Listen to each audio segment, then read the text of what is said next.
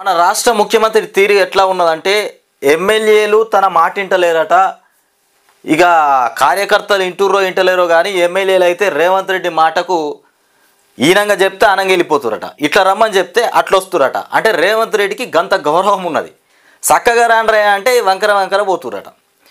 ఇక ముఖ్యంగా రాష్ట్రంలో అధికారులు, ప్రభుత్వ అధికారులు కూడా రేవంత్ రెడ్డి అంటే భయమే లేదు.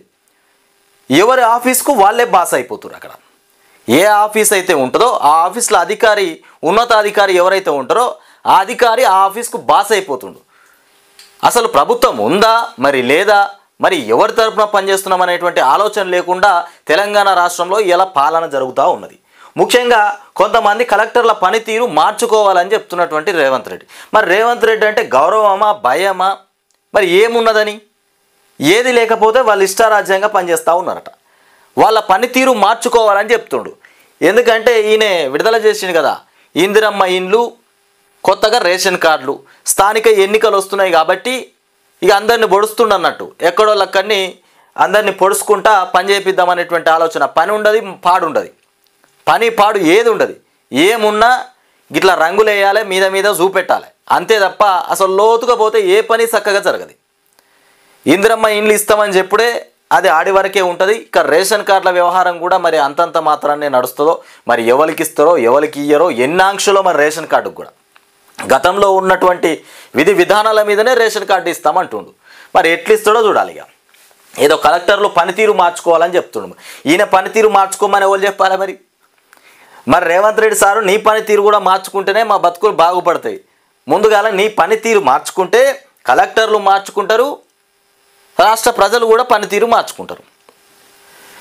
ఇక కొందరు కలెక్టర్లు సమస్యలను పరిష్కరించడంలో ఫెయిల్ అవుతున్నారట. ఏకంగా కలెక్టర్లే ఫెయిల్ అయిపోతున్నారట. రాష్ట్ర ప్రజల సమస్యలను పరిష్కరించడంలో కలెక్టర్లు ఫెయిల్ అయిపోతున్నారు. రేవంత్ రెడ్డి సారు ముందు ఉన్నాడు. ఈయననేమో ప్రజలకున్న సమస్యలను పూర్తి చేయమని చెప్తా ఉంటే కలెక్టర్లేమో నిద్రపోతున్నట్టుగా మాట్లాడుతుండు. ఇప్పుడు వాళ్ళు ఫెయిల్ అయిపోతున్నారట, ఈయన పాస్ అయిపోతున్నట. ఈయన కరెక్ట్ ఉంటేనే కదా రాష్ట్రం బాగుపడుతుంది. మరి ఇది ఎట్లా ఉన్నది ముచ్చట చూడుర్రి. ఎటుగాక వాళ్ళ మీద నెట్టేస్తుండు. ఇక కలెక్టర్లే చక్కగా పనిచేస్తున్నారు. నేను మంచిగానే చెప్తున్నా, అన్ని బరాబర్ చేయమని చెప్తున్నా, అన్ని పైసలు ఇచ్చినా అందరికీ, రాష్ట్ర ప్రజలందరికీ అన్ని పనులు చేసి పెట్టమని చెప్పినా, కానీ కలెక్టర్లు నా మాట ఇంటలేరు, నా పని వాళ్ళకు నచ్చలేదు అన్నట్టుగా మాట్లాడుతుండు. ఏందా మొత్తం మీద వాళ్ళ మీదనే నెట్టేస్తుండు. ఇక ఈయనకు బదనాం రాకుండా కలెక్టర్ల మీద నెట్టిపాడెత్తుండు. ఇకపోతే ఫలితంగా జిల్లా స్థాయిలో పరిష్కారం కావాల్సిన సమస్యలు కాస్త రాష్ట్ర స్థాయి దాకా వస్తున్నాయి. జిల్లా స్థాయిలో పరిష్కారం కావాల్సినటువంటి సమస్యలట రేవంత్ రెడ్డి దాకా పోతూ ఉన్నాయట. నా దగ్గర దాకా వస్తున్నాయి సమస్యలు, మీరు చక్కగా పనిచేయర్రి, మీ దగ్గరనే ఆగిపోవాలి, లేకపోతే నా దగ్గర దాకా వస్తున్నాయి అని చెప్తుండు. ఇక కొందరు కలెక్టర్లు తమ పనితీరు మార్చుకోవాలి. ఇది వాళ్ళ దగ్గరికి పోతలేవు. ఇక్కడ జిల్లా స్థాయిలో కలెక్టర్లు పనిచేయకపోతలేవు. ఫైరోకుల మీద మీ కార్యకర్తలు, మీ నాయకులే నీ దగ్గర తీసుకొస్తున్నట్టున్నారు పనులు. అంతే మరి కలెక్టర్లు పనితీరు మార్చుకోవాలంటే మరి ఏ కలెక్టర్ చక్కగా పనిచేస్తలేడు? మరి మీ ప్రభుత్వమేనా? మీ ప్రభుత్వం మీ ఆధీనంలో నడిచేది అంతా. మరి మీ మాట ఇంటలేరంటే ఇక నవ్వుకోవాల్సింది. మరి మీ మాటనే కలెక్టర్లు వినకపోతే మరి ఇక నవ్వుకోవాల్సినటువంటి విషయమే కదా. మరి కేసీఆర్ చెప్తే గిట్ట వింటారేమో మరి వాళ్ళు. మరి అది ముచ్చట అడగనుంటివి. అసలు ముచ్చట ఏంది మరి? కలెక్టర్ సార్స్ మరి మీరు ఎందుకు వినట్లేదు? మరి కేసీఆర్ చెప్తే వింటారా? మరి కేసీఆర్ను ముఖ్యమంత్రిని చేస్తే వింటారా అని అడిగి చూడనుంటి ఒకసారి తెలిసేది. మరి ఎందుకు వింటలేరు? మరి ఇక కొందరు కలెక్టర్లు తమ పనితీరు మార్చుకోవాలి. సొంత వ్యాపకాలపై శ్రద్ధ తగ్గించి ప్రజల బాగోగులపైన దృష్టి పెట్టాలి. ప్రభుత్వం పేదల కోసం పనిచేస్తుందనే నమ్మకం, విశ్వాసం ఇక కల్పించాల్సినటువంటి బాధ్యత కలెక్టర్లపైనే ఉంది. ఇక కలెక్టర్లే ప్రభుత్వానికి అసలైన ప్రతినిధులు. ఇక మీరు చేసే పనులను బట్టే సర్కారుకు మంచి పేరు వస్తుంది. ఇక కలెక్టర్లు ఎప్పటికప్పుడు పనితీరు మెరుగుపరుచుకోవాల్సి ఉందట. మెరుగుపరుచుకోవాలట. ఎప్పటికప్పుడు వాళ్ళ పనితీరు మెరుగుపరుచుకోవాలి. కలెక్టరు చేసే పనిని బట్టే రేవంత్ రెడ్డికి మంచా చెడ అనే పేరు వస్తుంది. వాళ్ళు చక్కగా పనిచేయకపోతే ఈయనకు చెడ్డ పేరు వస్తుందట. నువ్వు చక్కగా పనిచేయకపోతేనే కలెక్టర్లు చక్కగా మాటింటలేరు.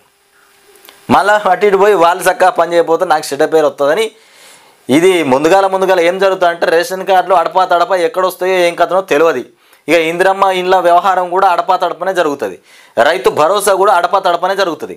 ఇవన్నీ ప్రజలు ఆయనను ముందుగా తిట్టక ముందుకే ఇదేదో భాగవతం ఆయన కలెక్టర్ మీద నెట్టి పారేస్తే దరిద్రం పోతుంది అనుకుంటుండు. అంటే రాష్ట్ర ప్రజల షోలో పువ్వు పెట్టే ప్రయత్నం అన్నట్టు ఇది. అవి అట్లాంటి ఉపయోగాలు, అట్లాంటి ప్రయత్నాలు ఎలా చూసినా ప్లానింగ్తోనే పనిచేస్తుండు రేవంత్ రెడ్డి సారు. ప్రజలకు పనిచేసుడు పక్కన పెట్టి తప్పించుకునే సొల్యూషన్స్ ఎక్కువ వెతుక్కుంటుండు. సార్ చిన్నగా ఉన్నప్పుడు లేవురా బాబు లేవుచి ఇలా ఎగ్జామ్ రైటింగ్ ఎందుకు రాసుకోలేదు సార్ అంటే, ఊరికి పోయినా సార్, జ్వరం వచ్చింది సార్, లేకపోతే మా ఇంటికి చుట్టాలు వచ్చిరు సార్, అవి అట్లున్నది ఇది. ఇక పక్కాగా అర్హుల ఎంపిక చేస్తారు మీరు, పక్కాగా అర్హుల ఎంపిక. ఈ ఎంపికలు చేసుడే తప్ప ఇచ్చుడు అవుతుండదు మనది. ఎంపిక చేయాలి. ఇందిరమ్మ ఇల్లు మొన్న కమిటీ వేసిర్రు, విలేజ్కి కమిటీలు వేసి ఆ కమిటీలలో ఇక రాష్ట్ర ప్రజలు మొత్తం ఇక గ్రామాలలో ఇండ్లు వచ్చినట్టే మురిసిపోయారు. ఇక దానికి ఫైరోకులు. కాంగ్రెస్ లీడర్ ఎక్కడున్నాడో ఆడికి పోవాలి. చిన్న లీడర్లు ఉంటారు కదా, చిన్నపాటి లీడర్లు, వాళ్ళే కమిటీకి సభ్యులు, ఐదుగురు సభ్యులు.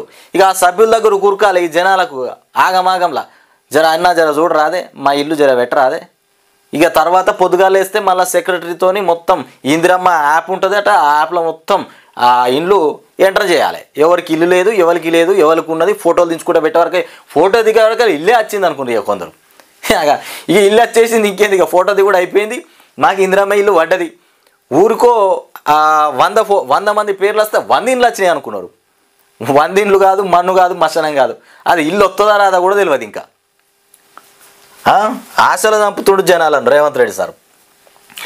అందుకోసం గ్రామ వార్డు సభలు నిర్వహించాలి.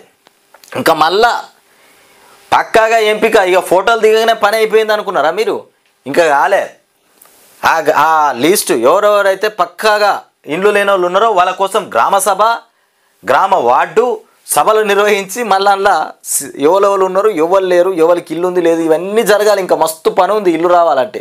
ఇప్పుడే వచ్చేసింది అయ్యా అని మురువకుర్రి, వచ్చాడు పని ఉంది.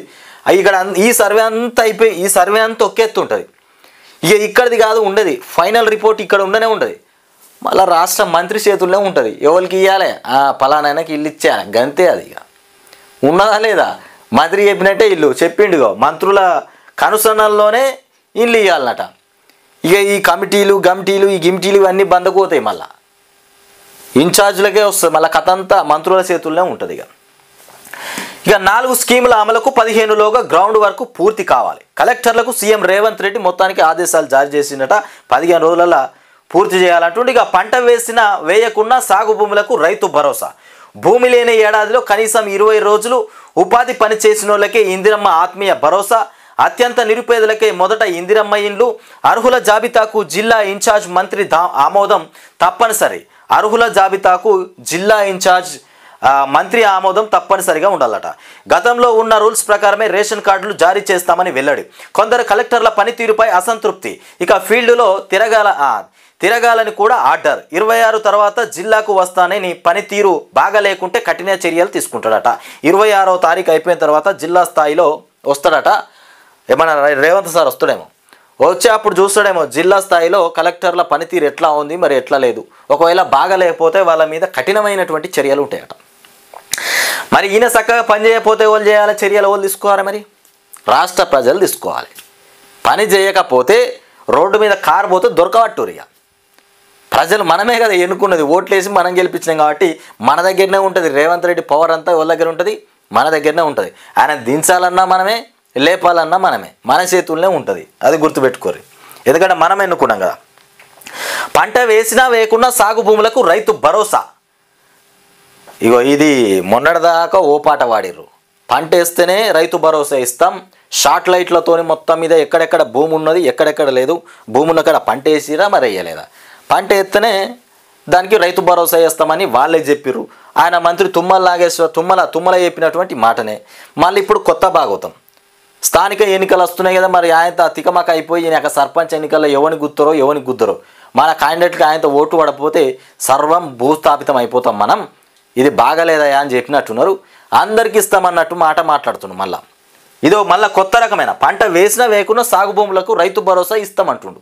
సాగు భూములు చేసి, సాగులో ఉన్నటువంటి భూములు పంట వేసినా వేయకపోయినా ఇక రాళ్లకు రప్పలకు ఇయ్యడన్నట్టే. ఇకపోతే ఇక భూమి లేని ఏడాది భూమి లేని ఏడాదిలో కనీసం 20 రోజులు ఉపాధి పని చేసిన వాళ్ళకే ఇందిరమ్మ ఆత్మీయ భరోసానత, అత్యంత నిరుపేదలకే మొదట ఇందిరమ్మ ఇండ్లు. ఒక్క విషయం గుర్తుపెట్టుకోరి, ఇక్కడ ఏంటంటే అత్యంత నిరుపేదలకే మొదట ఇందిరమ్మ ఇండ్లు ఇస్తామని చెప్తున్నటువంటి అంశం. ఈ రాష్ట్ర వ్యాప్తంగా ఒక్క విషయం ఏంటంటే, ఎవరికైతే ఇల్లు లేకుండా పూర్తిగా నిరుపేద స్థాయిలో ఉన్న వ్యక్తులకు ఇల్లు రాకపోతే ఒక్కసారి రేవంత్ రెడ్డి చెప్పిన మాటకి మాకు ఒకసారి ఫోన్ చేసి చెప్తే చాలు, మేము అరుచుకుంటాం. అప్పుడు నీకు ఇల్లు వచ్చే ప్రయత్నం మేము చేస్తాం. మీ కలెక్టర్ దాకా మీ సమస్యను ఖచ్చితంగా మేము తీసుకుపోతాం. మీ కలెక్టర్ దాకా మేము సమస్యను తీసుకుపోతాం. ఇల్లు రాని నిరుపేద ఎవరైతే ఉంటారో వాళ్ళు ఒక్కసారి మాకు ఒక్కసారి ఫోన్ చేసి చెప్పుడు సరిపోతుంది. ఈ నెల 26 నుంచి ప్రారంభించనున్న ఇందిరమ్మ ఇండ్లు, రైతు భరోసా, ఇక ఇందిరమ్మ ఆత్మీయ భరోసా పథకాలతో పాటు కొత్త రేషన్ కార్డుల జారీకి అర్హుల ఎంపిక పక్కాగా జరగాలని కలెక్టర్లను సీఎం రేవంత్ రెడ్డి ఆదేశించినటువంటి అంశం. ఇది కథ. 26వ తారీఖు ఇది ఒక డెడ్ లైన్. ఎప్పుడు చూసినా ఏ పని చేద్దామన్నా ఏదన్నా ఒక లైన్ పెట్టుకుంటాడు, ఏదన్నా ఒక డేట్ ఫిక్స్ చేసుకుంటాడు. రైతు భరోసా వేయాలంటే 9వ తారీఖు, 15 ఆగస్టు, ఇట్లా డేట్లు పెట్టుకొని ఇక మళ్ళీ 15 ఆగస్టు పోయింది. ఇప్పుడు జనవరి 26 తర్వాతే చేస్తాడంట. ఇవన్నిటికీ ముహూర్తం జనవరి 26 తర్వాతనే. ఇదేందో మరి నాకు అర్థం కాదు. చెప్పుడు తప్ప చేసుడు లేదు. ఇక చారిత్రాత్మకమైనటువంటి ఈ పథకాలను సమర్థంగా అమలు చేయాల్సినటువంటి బాధ్యత జిల్లా కలెక్టర్లపైనే ఉందని చెప్పారు. ఈ 4 స్కీమ్ల అమలుకు అర్హుల ఎంపిక కోసం ప్రత్యేక గ్రామ వార్డు సభలు నిర్వహించాలి. అర్హుల వివరాలు, వాళ్ళ ఎంపికకు అనుసరించినటువంటి విధి విధానాలతో జాబితాలు తయారు చేసి గ్రామ సభల్లోనే వెల్లడించాలి. ఈ నెల 11 నుంచి 15లోగా ఈ పథకాల అమలుకు అవసరమైన గ్రౌండ్ వర్క్ పూర్తి చేయాలి. ఇందుకోసం జిల్లా ఇన్ఛార్జ్ మంత్రుల ఆధ్వర్యంలో నోడల్ ఆఫీసర్లతో కలిసి సమావేశాలు నిర్వహించాలి అని ఆదేశించారు. శుక్రవారం హైదరాబాద్లోని సెక్రటేరియట్లో కలెక్టర్లతో సీఎం రేవంత్ రెడ్డి సమావేశం నిర్వహించారు. ఇక స్కీమ్ల అమలుకు అర్హులను ఎలా ఎంపిక చేయాలనే దానిపైన దిశానిర్దేశం చేసిరట. ఇక వీళ్ళు ఇచ్చే స్కీములు ఇస్తున్నాం కానీ మరి ఆ స్కీములు మరి వాళ్ళని ఎట్లా ఎంపిక చేద్దాం? మన స్కీములు బ్రహ్మాండంగా ఇస్తున్నాం. ఈ స్కీములు ప్రజల దాకా పోయేటట్టే పోతాయి. మరి అందులో ఉన్నోళ్ళ లేరా అనేది ఎట్లా ఎంపిక చేద్దామనే సమస్యనే వీళ్ళకి అడ్డుపడ్డదట. ఇప్పుడు అన్నీ బాగానే ఉన్నాయి, పైసలు పెట్టిర్రు, స్కీములు అన్నీ రెడీ అయిపోయినాయి. మరి ఎట్లా వాళ్ళని ఎంపిక చేసుడు ఎట్లా అనేటువంటి ఆలోచన మీద దిశానిర్దేశం చేసిండట రేవంత్ రెడ్డి సారు. నిన్న కలెక్టర్లతో మాట్లాడినట్టు. నిన్న కాదు, ఎన్నడు చేసిండు? కలెక్టర్లతో శుక్రవారం హైదరాబాద్లో శుక్రవారం నాడు మీటింగ్ ఏర్పాటు చేసిండట. ఆ మీటింగ్లో చెప్పిందట, అన్ని ఇస్తున్నాం, మరి వాళ్ళని ఎట్లా ఎంపిక చేద్దాం, మరి పరిస్థితి ఎట్లా, ఏం కథ, ఇందిరమ్మ ఇండ్లు మరి ఎవరికి పోవాలి, రేషన్ కార్డు ఎవరికి పోవాలి, రైతు భరోసా ఎవరికి ఇద్దాం, ఇందిరమ్మ ఆత్మీయ భరోసా ఎవరికి ఇద్దాం, ఇవన్నీ బాగానే ఉన్నాయి. కానీ ఇంకొక విషయం ఏంటంటే, ఇలా కథ చూడు ఇగో, ఇటు దింపు ఒకసారి. ఆరోగ్యశ్రీ సేవలు నిలిపివేత. ఇది చూడు ఇగో, రేవంత్ రెడ్డి సర్కార్ వచ్చింది, ఆరోగ్యశ్రీ సేవలు నిలిచిపోయినాయి. ఇక ఆరోగ్యశ్రీ సేవలు లేవు. పైసలు ఇవ్వలేదట గవర్నమెంటు. పైసలు లేక పెండింగ్లో ఉన్న పైసలే ఇవ్వలేదట. ఇప్పుడు ఆరోగ్యశ్రీ బంద్ అయిపోయింది. రేపు పొద్దుగాల ఎవరికైనా ఏదన్నా ప్రాబ్లం వస్తే మరి ఎవరికి చెప్పుకోవాలి? ఇప్పుడు పేదోళ్లకు ఆరోగ్యశ్రీ పనిచేయదన్నట్టే. ఇక ఆరోగ్యశ్రీ పనిచేయదు, ఇక అయిపోయింది, నిలిపేసిరట. ఆరోగ్యశ్రీ సేవలు నిలిపివేత. పూర్తి స్థాయిలో పెండింగ్ బిల్లులు చెల్లించే వరకు ఆరోగ్యశ్రీ సేవలు నిలిపివేస్తామని తెలంగాణ ఆరోగ్య నెట్వర్క్ హాస్పిటల్స్ అసోసియేషన్ వెల్లడించింది.